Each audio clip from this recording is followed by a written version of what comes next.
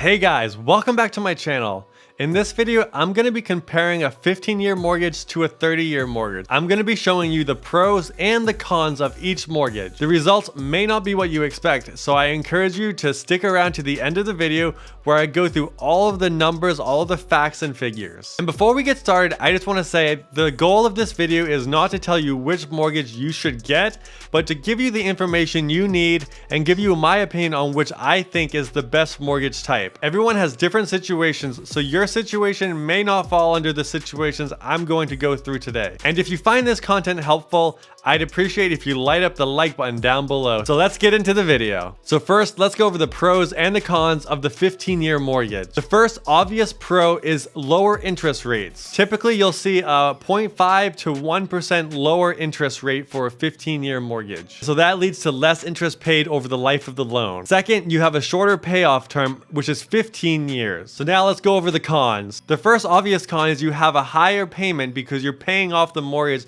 in less amount of time. And the second, you qualify for less mortgage overall because of the higher payment. Those are the main two pros and cons of a 15-year mortgage. Now let's talk about the 30-year mortgage pros and cons. The first pro of the 30-year mortgage, you have a lower monthly payment. And the second, you can qualify for more because your payment is lower and because you're spreading out the mortgage over a longer period of time. And the obvious two cons, higher interest rates and a longer payoff term. However, there's nothing stopping you from paying off the mortgage faster. You can do that with both the 15 and the 30. So now that I've talked about the top two pros and cons of each, I'm gonna go over why I would never suggest using a 15-year mortgage over a 30. Let's say you're getting a $300,000 mortgage. With a 15-year mortgage, you could get a 2.4% interest rate. So your mortgage payment would be $1,986 per month. Now let's compare that to a 30-year mortgage. You'll have a 3% interest rate, but now your mortgage payment will be $1,265 per month. That's $721 less per month. Next, there's a tax deduction called the mortgage tax deduction that you can claim when you file your taxes. This will lower your effective interest rate on your mortgage. Basically, you just write off the amount of interest that you've paid on the mortgage over the year, and that will lower your effective interest rate, and that will vary depending on where your income tax bracket is. The second thing to keep in mind is inflation. When you're getting a mortgage today, your money is worth more today than it will be in 15 and even more than it will be worth in 30 years. So every year in the future, your dollar today will be worth about 2% less every year going into the future. So that's why in 30 years, your dollar will be worth even less than in 15 years. So let's say your tax bracket is 22%.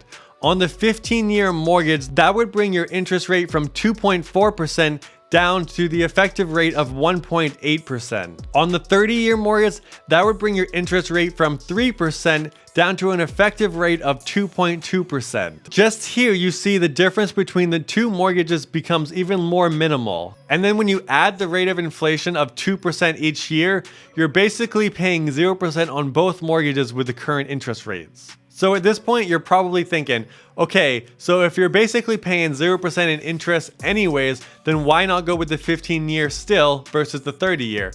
Here's why. One of the top reasons for me that I would still go with a 30-year over a 15-year is because both mortgages have a minimum payment. And with a 15-year mortgage, you have a higher minimum payment than a 30-year. So if you lose your job or you get a pay cut for any reason, then the higher payment that comes with the 15-year mortgage is going to be less manageable than the 30-year mortgage due to the lower payment that it comes with. And that's one of the top reasons why I suggest going with the 30-year over the 15. You never know what's going to happen over the next 15 or 30 years. Another reason to go with the 30-year mortgage would be to qualify for a higher mortgage amount. So if you have a 15-year mortgage of $300,000, your mortgage payment would be $1,965.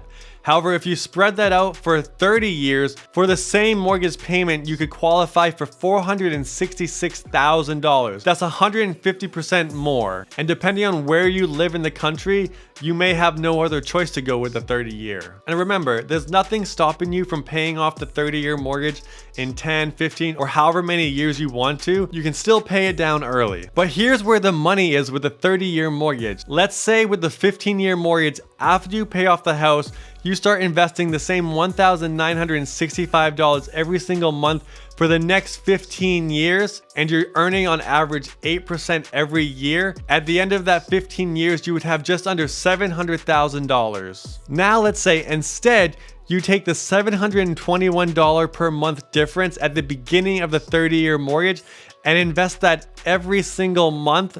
At the end of that 30 years, you'll have $1.1 million in that account. That's $400,000 more than the previous example with a 15-year mortgage. And you still have a paid off house in addition. But let's say you're like me and you're looking to invest in real estate and create a huge portfolio of real estate. And let's say these are investment properties. When you go with the 30-year mortgage over the 15, you have a higher cash flow every single month. This will allow you to be able to go out and buy more real estate investments, and that's how you make your money work for you. So let's say we take the $300,000 house that we talked about earlier, and we're going to rent it out for $2,200 per month. Now let's also add in the taxes and insurance of $400 per month to this equation. Your total monthly expenses on the 30-year mortgage will come to $1,665, leaving you with a positive cash flow of $535 every month. But if you go with the 15-year mortgage, your total cost would be $2,386 per month. And remember, you're only getting $2,200 per month in rent,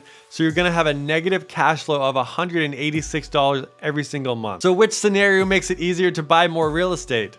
Yeah, the positive cash flow. Because at the end of the day, banks don't care if the mortgage is 15 or 30 years. All they care about is how much your monthly payment is and how much income you're bringing in on the property. And keep in mind, due to inflation, rents only go up every single year. So you're still having the fixed rate and fixed payment for 30 years, but over that 30 years, your rents will increase along with inflation. So you'll be generating even more positive cash flow. And so that's where I stand. I'm buying real estate with 30-year mortgages to create positive cash flow so I can create a huge real estate portfolio that I can expand, and eventually I will get them paid off. But for now, when I'm growing, it's more important just to get my foot in the door, get a few properties generating a lot of positive cash flow, and it's a business, so we just run it like one. We just look at the bottom line, the positive cash flow. So yeah, those are the pros, those are the cons of each of the mortgage types.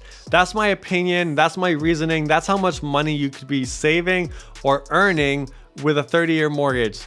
Like I said earlier, these are just my opinions. If this doesn't work for you, feel free to do what works for you. But in my opinion, you're always gonna make money if you do it properly with a 30-year mortgage. Now, if you go and spend that money on cars and boats or whatever else, then you might be better off just going with a 15-year mortgage and just paying it off quicker if you're not disciplined. But if you're watching this video, I'm assuming you're not gonna do that, so I would go with the 30-year mortgage at the end of the day. So hey, I hope that was helpful. I hope this information will help you decide whether or not to go with a 30 or a 15-year mortgage. Thanks for watching to the end of the video. Again, I'd love if you like the video, leave a comment, subscribe for more content, and thanks for watching, and see you next time.